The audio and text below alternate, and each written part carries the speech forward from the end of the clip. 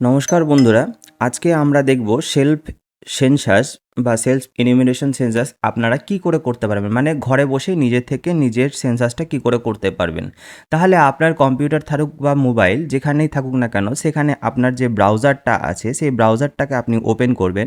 তো আমি কম্পিউটার এবং মোবাইল দুই ক্ষেত্রেই করা যাবে। তো সেই ক্ষেত্রে আপনারা সবাই যেহেতু মোবাইলে সরগরম, তাই আমি মোবাইল থেকেই দেখাচ্ছি।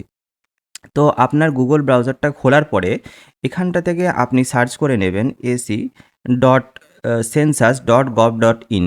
এই ওয়েবসাইটটাতে আপনাকে যেতে হবে এবং এই ওয়েবসাইটটাতে আসার পরে এরকম একটা ইন্টারফেস খুলবে, যেখানটাতে আপনার রাজ্যটাকে সিলেক্ট করতে হচ্ছে। সেখান থেকে আপনি রাজ্যটাকে আপনার সিলেক্ট করলেন, নোটিফিকেশান দিয়েছে এবং আমি এখানটাতে সেই জিনিসটাকে ওকে করে দেব। ওকে করার পরে ওয়েস্ট বেঙ্গলে এবার এখান থেকে বলেছে যে name of head of the house hold. এখানটাতে যে কোনো কেউ হেড হতে পারে যে পরিবার চালান আপনার। মানে বয়স্কই থাকলে যে সে পরিবারের হেড হবে সেরকম কোনো মানে নাই। তার বড় ছেলে বা বড় মেয়ে বা স্ত্রী যেই হোক না কেন, হেড অফ দ্য ফ্যামিলির যে কোনো একজনের নাম, এবং সেই নামটা একবার ইনপুট হয়ে যাওয়ার পরে সেটা কিন্তু আর কারেকশান হবে না।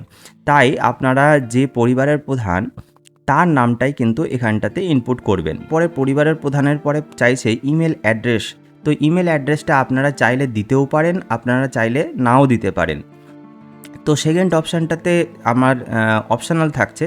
থার্ড অপশানে এবার কিন্তু আপনার কিন্তু একটা রেজিস্টার মোবাইল নাম্বার চাইছে, যে ইনপুট করে দেওয়ার পরে এরপরে কিন্তু ক্যাপচা আছে, যেই ক্যাপচাটাকে আপনাকে হুবহু সেইভাবে করে কিন্তু ফিল আপ করতে হবে। এখানটাতে গেট ওটিপি যখনই দেবেন তখন দেখাচ্ছে যে আপনার মোবাইলে কিন্তু একটা ওটিপি পাঠানো হয়েছে। এবার সেই ওটিপিটা আসলে সেই ইনপুটটাকে কিন্তু এখানটাতে দিতে হবে। দেওয়া হয়ে গেলে এরপরে কিন্তু ল্যাঙ্গুয়েজ সিলেক্ট করতে বলেছে। এবার আপনার পছন্দ অনুযায়ী আপনি কিন্তু আপনার ল্যাঙ্গুয়েজটাকে সিলেক্ট করে নেবেন। এখানটাতে ইংলিশটা ডিফল্ট আছে, আমরা ইংলিশ চাইলে ইংলিশেও করতে পারি, আমরা বাংলা চাইলে বাংলায় করতে পারি। তো আমি বাংলাটাই সিলেক্ট করছি এখান থেকে, যেহেতু বুঝতে সুবিধা হবে।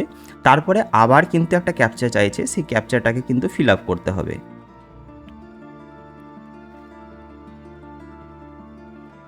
তো সেই সময় কিন্তু আপনি পড়ে নিয়ে সেটাকে ওকে করে আগাবেন। জেলাটাকে আপনাকে সিলেক্ট করতে বলছে এবং জেলাটাকে আপনার সিলেক্ট করার পরে এরপরে আপনাকে কিন্তু পিনকোডটা দিতে বলছে। পিনকোডটা আপনি এখান থেকে দিয়ে দিলেন। পিনকোডটা দেওয়ার পরে এবার বলছে গ্রাম, শহর, এলাকা, স্থান যেটা আছে সেটাকে কিন্তু আপনাকে এখান থেকে সিলেক্ট করতে বলছে। এই অনুযায়ী কিন্তু আপনার এই যে গুগল ম্যাপটা দেওয়া আছে সেই গুগল ম্যাপটা কিন্তু হবে। তো আমি এখান থেকে আমার যে জায়গাটা আছে সেটাকে আমি এখান থেকে সার্চ করে নিচ্ছি। তখনই আপনি যে স্থানটা দিচ্ছেন সেই স্থান অনুযায়ী কিন্তু আপনার এখানটাতে একটা সাজেশন বক্স খুলে যাবে। সেই সাজেশন বক্সে যদি আপনার জায়গাটা থাকে তাহলে সেখান থেকে আপনি সেটাকে সিলেক্ট করে নেবেন। গ্রামের ক্ষেত্রে বলছি যে অনেক সময় দেখা যাচ্ছে যে গ্রামের নামটা আসছে না, তাহলে সেখানটাতে কিন্তু মৌজার নামটাকে সিলেক্ট করবেন, তাহলে মোটামুটি একটা জায়গাতে আপনাকে পৌঁছে দেবে। সিলেক্ট করলেই যে গুগলের যে ম্যাপটা আছে সেই ম্যাপটা সেই অঞ্চলটার ঠিক উপরে আ মানে আপনাকে স্থাপন করবে এবং সেই স্থাপন থেকে আপনাকে কিন্তু খুঁজে নিতে হবে। এখানটাতে আমার কাছে এই যেই জায়গাটা আছে সেই জায়গাটা কিন্তু আমাকে এখান থেকে দেখিয়ে দিয়েছে। এবার দেখুন এই গুগল ম্যাপের জায়গাতে এখানে ল্যাটিটিউড, লঙ্গিটিউড আছে, মানে অক্ষাংশ এবং দ্রাঘিমাংশ। সেই জায়গাটাতে কিন্তু আমাকে পৌঁছে দিয়েছে এবং মোটামুটি যেই জায়গাটা সিলেক্ট করেছেন তার আশেপাশেই কিন্তু আপনার বাড়িটা আছে। তো সেই অনুযায়ী আপনার বাড়ি যেই জায়গাটাতে আছে তাহলে সেই জায়গাটা থেকে আপনাকে কিন্তু পিন পয়েন্টটাকে আপনাকে নিয়ে যেতে হবে যে আপনার বাড়িটা কোথায় আছে। তো এইখানটাতে যেই লাল বিন্দুটা দেখতে পাচ্ছেন বা এই যে প্লাস চিহ্নর মতো পয়েন্টটা দেখতে পাচ্ছেন, সেই পয়েন্টটাকে কিন্তু আপনাকে এখানে নিয়ে যেতে হবে। জুম আউট মানে ২ আঙুল দিয়ে আপনি বড় মানে একদম কাছের অংশ এইভাবে করে কিন্তু ২ আঙুল দিয়ে জাস্ট স্ট্রেচ করলে এই জায়গাটা কিন্তু আস্তে, আস্তে করে বড় হয়ে যাবে এবং যেই জায়গাটা আছে সেই জায়গাটাতে সঠিকভাবে আপনাকে কিন্তু সেইটা বসাতে হবে। এটাকে এভাবে বসাতে হচ্ছে না। আমার যেই জায়গাটাতে আমার প্লাস চিহ্নটা আছে সেই প্লাস চিহ্নের উপরে ছেড়ে দিলেই কিন্তু আমার কাছে যেই জায়গাটা আছে সেটা কিন্তু চলে আসছে। আমার প্লাস পয়েন্টটা একদম মোটামুটি ঠিক হয়ে গেছে। তো এই প্লাস পয়েন্টটাই হচ্ছে আমার বাড়িটা। তাহলে এখানটাতে যে জায়গাটাতে আপনি প্লাস পয়েন্টটা ছাড়লেন, বিন্দুটা কিন্তু সেখানটাতে গিয়ে থেমে গেল এবং থেমে যাওয়ার পরে এইটা আমার সঠিক বাড়ি। এরপরে আমি কিন্তু অবস্থানটা নিশ্চিত করুন, এই যে লেখা আছে সেই অবস্থান নিশ্চিত করুন উপরে আপনাকে কিন্তু ট্যাপ করতে হবে। আমি এখানটাতে ট্যাপ করলাম, আমার এটা ফিক্সড হয়ে গেল। এবার ফিক্সড হয়ে যাওয়ার পরে এরপরে দেখা যাচ্ছে সেভ করুন এবং পরবর্তী পর্যায়ে এগিয়ে যান। হলে আপনার স্বগণনার তথ্য গণনার কাছে পৌঁছাবে না।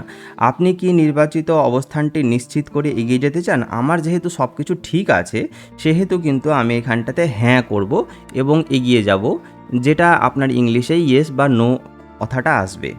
পরবর্তীতে এগিয়ে যান। এগিয়ে গেলে প্রথম যে অপশানটা আসছে, আপনার যে প্রথম অংশটা হচ্ছে সেই বাড়িটা আপনার কেমন আছে, সেই বাড়িটা যেমন আছে প্রথম প্রশ্নের উত্তর যে আছে এবং পরপর সমস্ত কিছু প্রশ্ন এবং উত্তর চলে আসবে। কোনো সমস্যা হলে এই যে আই বাটন আছে, আই বাটনে এখানটাতে আপনি ক্লিক করে এবং এটাকে আপনি জানতে পারবেন। তো সেন্সাস গৃহের মেঝের প্রধান উপাদান কি, মানে তার যে মেঝেটা সেটা কীরকম আছে, মাটি আছে না কাঠ আছে, পোড়া ইট দিয়ে, পাথর, সিমেন্ট, মোজাইক করা না অন্যান্য। তো যেটা আপনার থাকবে সেটাকে আপনি সঠিকভাবে নির্বাচন করুন। সেন্সাস গৃহের দেওয়ালের প্রধান উপাদান, মানে দেওয়ালটা কি আছে সেই দেওয়ালটাকে আমি এখান থেকে সিলেক্ট করব। তো এই রূপটা চেয়েছে, সেখানটা থেকে আপনি কিন্তু সিলেক্ট করে নেবেন। বলছে সেন্সাস গৃহের ছাদের প্রধান উপাদান, তো ছাদটা কি দিয়ে আছে, সেটা কুড়ে ঘর হলে অবশ্যই ঘাস, খড়, টিন, মাটি ইত্যাদি কিছু হবে। প্লাস্টিক, পলিথিন, হাতে তৈরি টালি, মেশিন প্রস্তুত টালি, পোড়া ইট, পাথর, স্লেট পাথর, কংক্রিট। তো সাধারণত আমাদের যে ছাদটা হয় সেটা হচ্ছে কংক্রিটের তৈরি, তাহলে সেটাকে আপনি কংক্রিটের দিয়ে করে দেবেন যদি আপনার থাকে, অথবা আপনার যেটা আছে সেটাকে আপনি এখান থেকে সিলেক্ট করুন। তারপরে হচ্ছে সেন্সার গৃহের বর্তমান অবস্থা, ভালো, বাসযোগ্য, ক্ষতিগ্রস্ত, মানে আপনার বাড়ির অবস্থা কেমন আছে।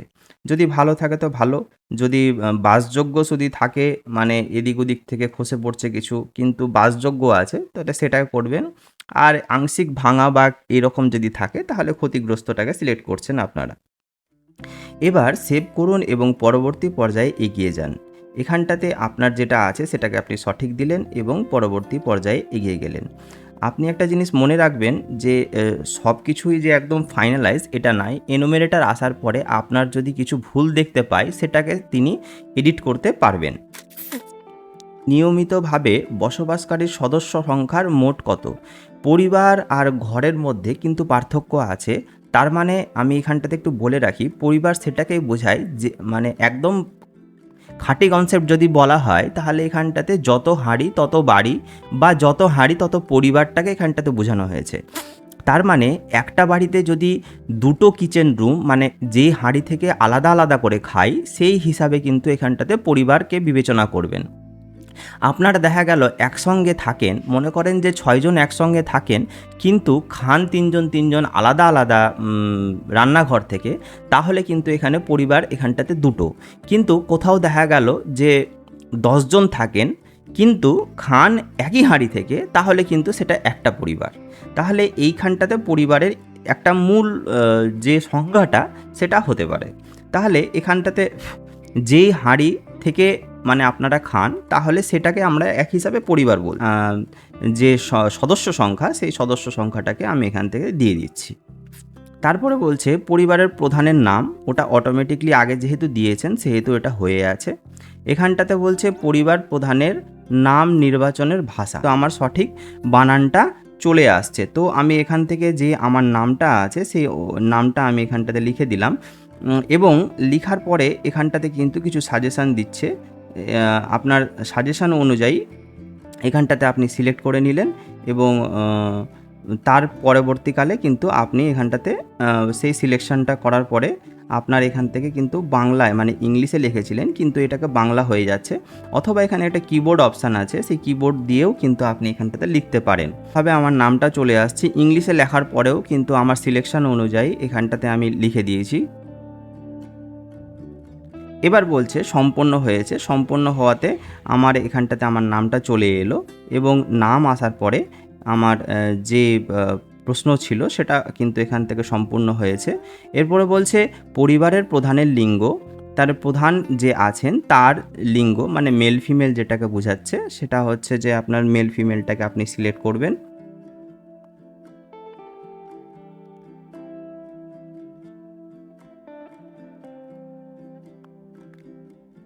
এরপরে বলছে পরিবারের প্রধানের তপশিলি জাতিভুক্ত বা তপশিলি উপজাতিভুক্ত বা অন্যান্য কিনা, যদি থাকেন তাহলে তপশালী বা মানে এসসি এসটি যদি থাকেন তাহলে তপশিলি জাতি, তপশিলি উপজাতি, আর অন্যান্যর মধ্যে জেনারেল ক্যাটাগরি এবং ওবিসি দুটোই কিন্তু পড়ছে। তাহলে ওবিসিটাকে এখানটাতে আমরা অন্যান্য হিসাবে আমরা কিন্তু ট্রিট করছি।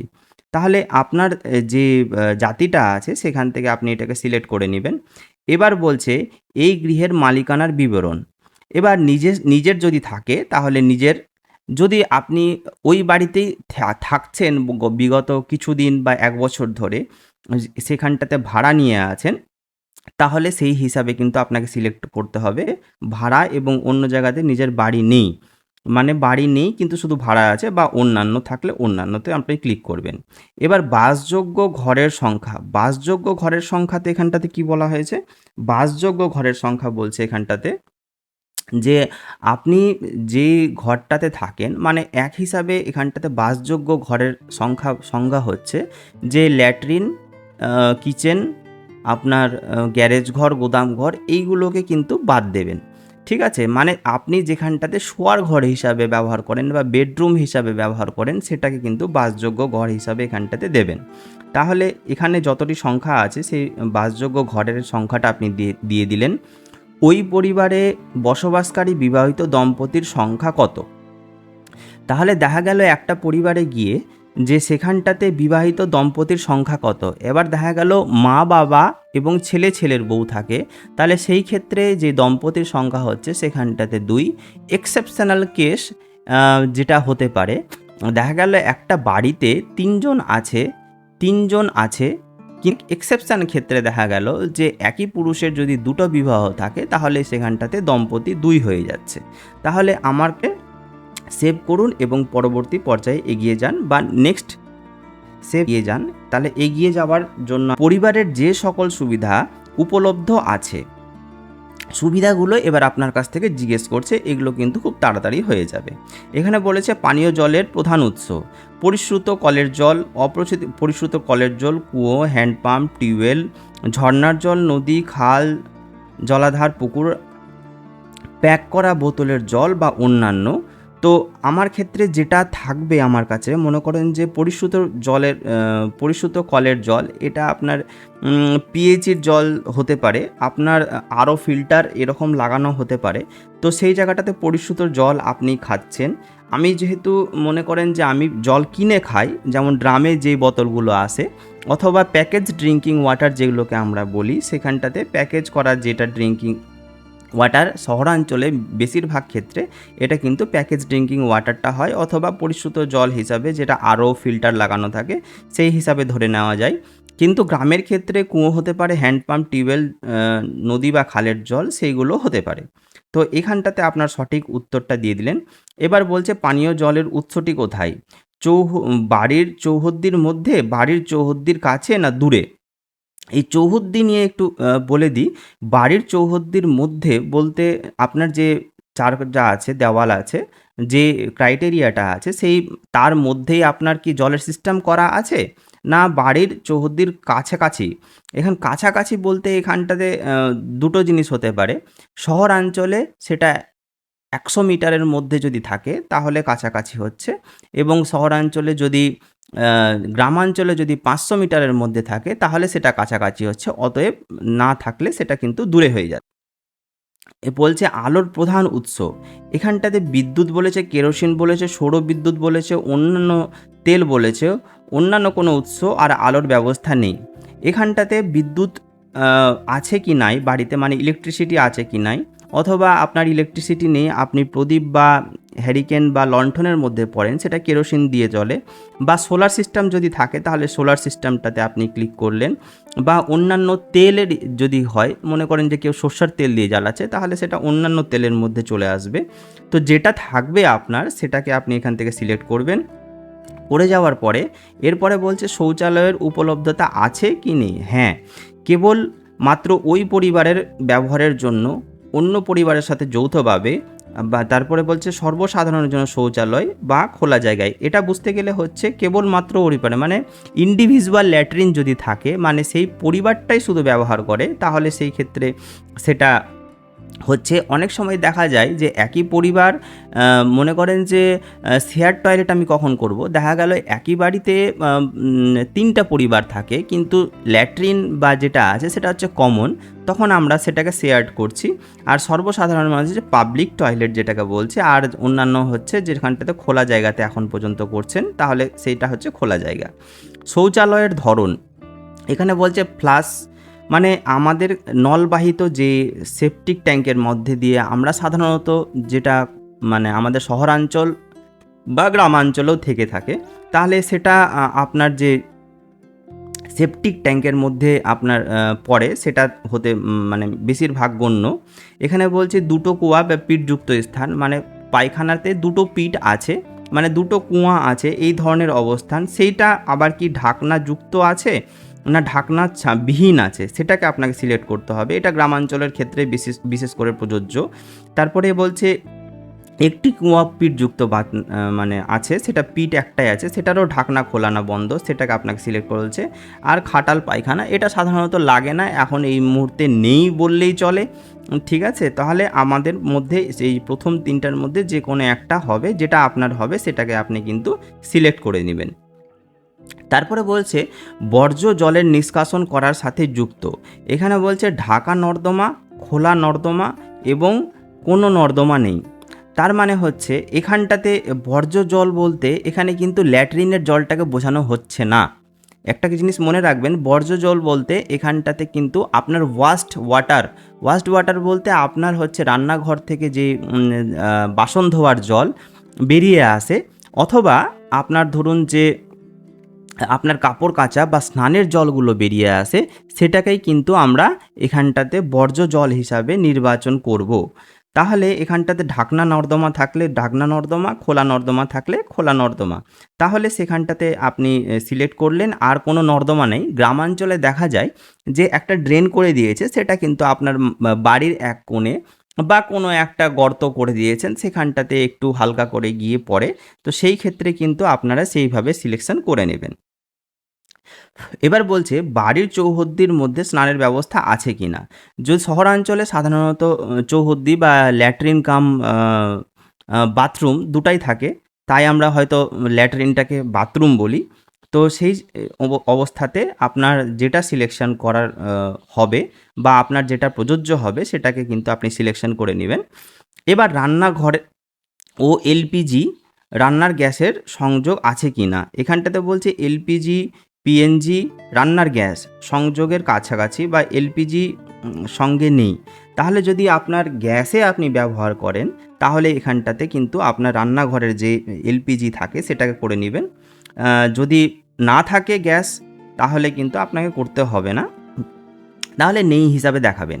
তা বাড়ির মধ্যে রান্না হয় কিন্তু ঘরের রান্না হয় না কিন্তু খড়ি বা অন্যান্য পদ্ধতিতেও তারা রান্না করে থাকে। যেমন আপনি ইলেকট্রিকের বেশি ইন্ডাকশান ব্যবহার করেন, অথবা কাঠে আপনি উনুনে ব্যবহার করেন। তো সেই ক্ষেত্রে আপনাকে এই কোশ্চেনের উত্তরটা আপনার অনুযায়ী সেটা হবে। এবার খোলা জায়গায় বাড়ির বাইরে রান্না হয় কি না। তো অনেক সময় এই যে রান্নার যে ব্যাপারটা আছে সেখানটাতে কিন্তু রান্নাঘরেই হয়, রান্নাঘরে হয় না। এই 3টার এই যে যতগুলো আছে জিনিসগুলো, সেখানটাতে কিন্তু একটাই আপনাকে সিলেকশন করতে হচ্ছে, বাকি যেগুলো প্রশ্ন আছে তাহলে সেটা ইনভ্যালিড হয়ে যাবে।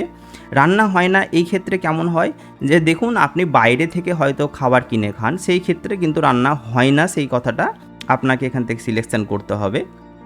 এবার বলছে রান্নায় ব্যবহৃত প্রধান জ্বালানি কাঠ, শস্যের পরিত্যক্ত মানে খড়পুষ যেগুলো হয়, কাঁড়ি হয় সেইগুলো, ঘুঁটে, কয়লা, কেরোসিন, রান্নার গ্যাস, এলপিজি, বিদ্যুৎ, জৈব গ্যাস, জৈব গোবর গ্যাস হতে পারে, সৌরশক্তির মাধ্যমেও রান্না হয় বা অন্যান্য।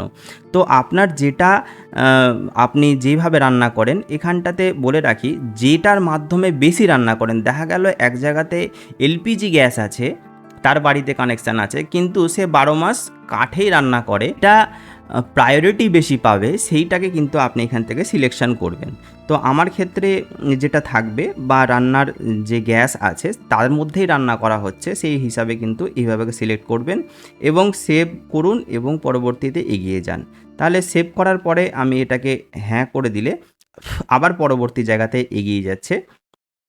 এখানটাতে বলছে রেডিও ট্রানজিস্টার, সাধারণ রেডিও সেট, মোবাইল, স্মার্টফোন, অন্য কোনো যন্ত্রাংশের মাধ্যমে আর নেই। তার মানে রেডিও ট্রানজিস্টার বলতে যে আপনার কাছে শুধু রেডিওটা থাকলেই রেডিও ট্রানজিস্টারের মধ্যে পাবে এরকম কোনো ব্যাপার নেই।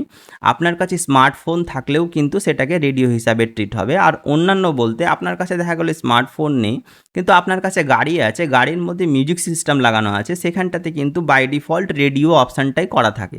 আইপড এই ধরনের আরেকটা অংশ। তো তার মধ্যে রেডিওর কানেক্টিভিটি আছে কিনা, আমার কাছে মোবাইল যদি থাকে তাহলে মোবাইলটাকে আমি সিলেক্ট করলাম এবং এগিয়ে গেলাম।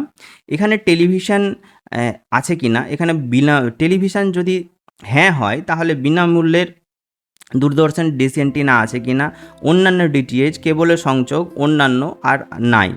একদম যদি না থাকে, মানে একদম কিছুই যদি না থাকে, দেখা গেল আপনার পরিবারে হয়তো টিভিটা আছে, সেটা কিন্তু 12 মাস ধরে একদম ব্যবহার হচ্ছে না বা কোনো কানেকশান নেই, তাহলে সেখানটাতে না, বাদবাকি আপনার যদি থাকে এবং যেই কানেকশানটা থাকবে সেই অনুযায়ী কিন্তু আপনি এটাকে করে নিচ্ছেন। এবার ইন্টারনেটের উপলব্ধতা, ল্যাপটপ কম্পিউটারে করছেন না মোবাইল, স্মার্টফোন বা অন্য কোনো মাধ্যম না নেই। একদমই যারা এখন ছোট ফোন ইউজ করে তাদের ক্ষেত্রে শুধু ইন্টারনেট নেই, বাদবাকি কিন্তু মোবাইল, স্মার্টফোনে কিন্তু সবারই ইন্টারনেট আছে। ল্যাপটপ কম্পিউটার থাকলে তাতে ইন্টারনেটের সংযোগ আছে কিনা সেটা আপনাকে এখান থেকে জেনে নিচ্ছে। এবার বলছে ল্যাপটপ কম্পিউটার আপনার কাছে আছে কি নেই, যদি হ্যাঁ থাকে হ্যাঁ, যদি না থাকে না। এখানটাতে বলছে টেলিফোন, মোবাইল ফোন, স্মার্টফোন আছে কি না, শুধুমাত্র ল্যান্ডলাইন, শুধুমাত্র স্মার্টফোন, অন্য সাধারণ মোবাইল, স্মার্টফোন ছাড়া উভয়ই আছে, এবং আপনার কাছে কোনো যে মোবাইল ফোনটা কোনোটাই নেই। তো খুব কমের জায়গাতে আমাদের না হবে, এবং অন্য সাধারণ মোবাইল বা স্মার্টফোন ছাড়া বা স্মার্টফোন দুটোর মধ্যে কিন্তু একটা হতেই পারে। এখানটাতে বলছে সাইকেল এবং স্কুটার, মোটর সাইকেল, মোপেড আছে কি না। এবার শুধু সাইকেল থাকলে সাইকেল, এবার সাইকেলটার মধ্যে অনেকের ক্ষেত্রে আসবে যে আমার 3 চাকার কোনো গাড়ি আছে, টোটো মোটো সব কিছু আছে 3 চাকা, এখানটাতে কিন্তু সেটাকে আমরা সাইকেল হিসাবে ট্রিট করব, বা হ্যান্ডিক্যাপের যে সাধারণ 3 চাকার যে আছে সেটাকে কিন্তু আমরা সাইকেলের মধ্যে আমরা ট্রিট করব। আর আপনার যদি মোটর সাইকেল স্কুটার থাকে তাহলে সেই মোটর সাইকেল স্কুটারটাকে আপনি এখান থেকে সিলেকশন করবেন। দুটোই আছে আর কোনোটিই নেই তো কোনোটিই নেই এরকম। এবার 4 চাকার জিপ, মোটর, ভ্যান আছে কিনা, শুধু হ্যাঁ আর না বলছে যদি থাকে, যে কোনো গাড়ি থাক না কেন, 4 চাকা যে কোনো গাড়ি থাক না কেন, কিন্তু ট্রাক্টর নয়, কিন্তু ট্রাক্টর, ট্রাক, বাস আপনার কাছে আছে, এইরকম ভ্যান, মেট্রো আছে, এগুলো কিন্তু না। মানে ব্যবহারযোগ্য, পরিবারের ব্যবহারযোগ্য, মোটামুটি একটা ধারণা অনুযায়ী পরিবারের ব্যবহারযোগ্য যেই 4 চাকাতে আপনারা যেতে আসতে পারেন সেটা আছে কি নাই, সেটা যে কোনো ধরনের হতে পারে। এবার পরিবারের প্রধান খাদ্য কোনটা আছে, এখানে ধানজাত দ্রব্য, গমজাত দ্রব্য, জোয়ার। আমরা বাঙালি সাধারণত আমাদের কিন্তু চালটাই আমাদের ব্যবহার হয় এবং চালটাকেই আমরা খাই, তাই আমার এখানে ধানজাত দ্রব্যটাকে সিলেক্ট করলাম এবং মোবাইল নাম্বারটা আপনাকে দেখাচ্ছে, সেভ করুন এবং পরবর্তী পর্যায়ে এগিয়ে যান। তাহলে সেভ করে পরবর্তী পর্যায়ে আমি এগিয়ে গেলাম। এরপরে আমি যা যা করলাম এখানটাতে কিন্তু পুরো সেন্সাসের যে উপাদানটা আছে, মানে আপনি যা যা করলেন তাতে সেখানটাতে আপনাকে এখান থেকে পুরো কোশ্চিনের অ্যান্সার আপনাকে এখানটাতে দেখিয়ে নিচ্ছেন।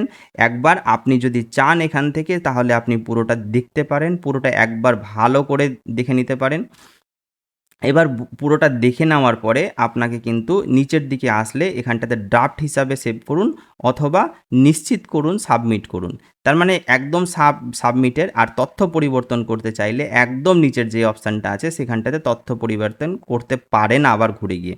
তাহলে আপনি একে একে প্রতিটা প্রশ্ন আরেকবার আপনি যা দিয়েছেন সেটাকে আপনি একবার দেখে নিন। জিনিস এখানটাতে দেখতে পাবেন যে আপনি হয়তো পরিবারের প্রধানের নাম আপনি ইংলিশে লিখেছেন, তাতে কোনো অসুবিধা নেই। এখানে আঞ্চলিক ভাষাতে আপনার যেই আপনার নামটা আছে, সেই নামটাও কিন্তু আপনার এখানটাতে দেওয়া আছে। করে রাখতে পারেন, ড্রাফট করে সেভ করে রাখলে আবার আপনাকে ফোন দিয়ে লগইন করে সেই ডেটাটাকে আপনি দেখতে পারবেন এবং যদি আপনি চান যে সাবমিট করুন, তাহলে এখানটাতে নিশ্চিত করুন এবং সাবমিট করুন অপশানে আমি কিন্তু ক্লিক করব। এটা বলছে ফাইনালি এই তথ্যর পরে সেই জমা দেওয়া তথ্য পরিবর্তন করা যাবে না। আপনি নিশ্চিত যে আপনি এগিয়ে যেতে চান? আমি হ্যাঁ করলাম। তাহলে আপনার এখান থেকে নিশ্চিত। এবার আপনার এখানটাতে সফলতাভাবে জমা হয়েছে এবং আপনার কাছে এই যে আছে, সেটা কিন্তু আপনার কাছে চলে আসলো আপনার সেন্সাস নাম্বার। এই সেন্সাস নাম্বারটাই এর পরবর্তী ক্ষেত্রে এনুমারেটর যখন আসবে তাকে প্রদান করবেন এবং সেই নাম্বার অনুযায়ী আপনার সেন্সাসটা সম্পূর্ণ হবে। আশা করি বুঝতে পেরেছেন। ধন্যবাদ।